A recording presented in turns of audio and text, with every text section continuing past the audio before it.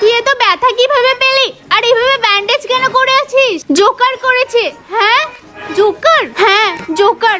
আমি যখন স্কুলে আসছিলাম সেই সময় একটা জোকার রাস্তায় দাঁড়িয়েছিল। ও সবার কাছে চকলেট চাইছিল, কিন্তু আমার কাছে চকলেট ছিল না।